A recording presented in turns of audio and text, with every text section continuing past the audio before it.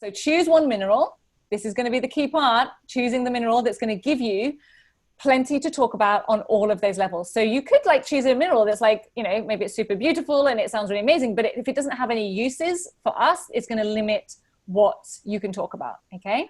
So when you're sort of doing some maybe initial research and just starting to scope this out, I would definitely be then looking for ones that you think will be able to cover all of those bases.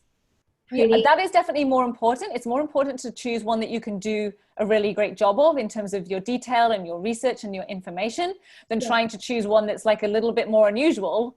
It's going to be a real struggle to give the detailed information and fulfill all the criteria. There won't be a criteria, I say this to people all the time, or it's actually criterion for one, that says chooses the most unusual mineral. So don't fall into that trap, because people go, oh, but I don't want to do what everyone else is doing. I'm like, yeah, but like, and that's fine. That is fine to choose something a little bit more unique if you can cover all of the criteria and it has plenty of information for you to find. That's fine. Definitely do it then, but don't do it at the expense of those other things. Part 1.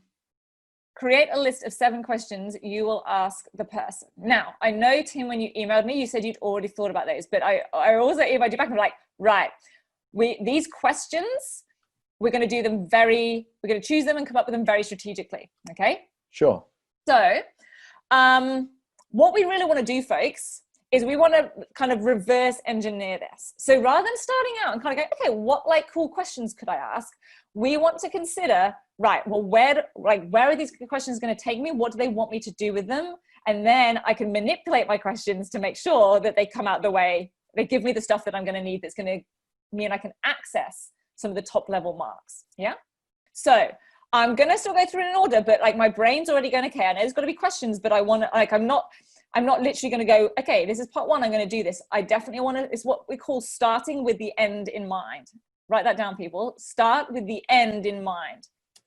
So rather than kind of going step 1, step 2, step 3, like I'm going to go straight to step whatever the last one is. I want to know where this is taking me. Okay. Because otherwise what happens is we have that situation, and give me a yes in the chat if this has ever happened to you, where you start on a task and then about halfway through, maybe you give in a draft, or your teacher gives you some feedback and you kind of realize, you're like, really? Like, okay, I kind of need to half start again.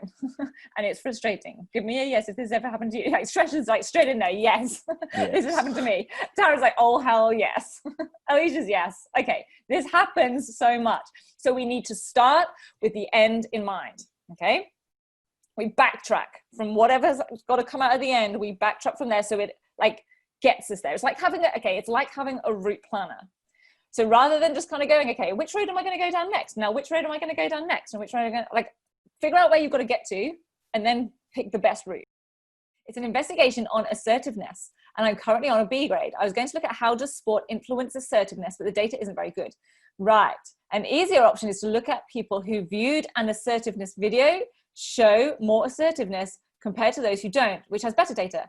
Yes, totally. So go with the one that has better data. It's going to be very hard to do an analysis if you haven't got much data to analyze. You can go into detailed and high quality and high level analysis if you've got the data to analyze. So I would definitely go with that. My advice is go with the one that is going to be basically quicker, and it's not going to be easier to do, but it's going to be easier to achieve the higher criteria on your grade descriptors. You're on a B. I know, from having talked to you before, like what sorts of grades you want to get. Like, why make it hard for yourself, especially if you're up against time challenge? And, look, even if you did have heaps of time on this, like there's an opportunity cost. And what we mean by opportunity cost is if you end up putting more effort than you technically need to into this, you're potentially taking it away from other subjects as well.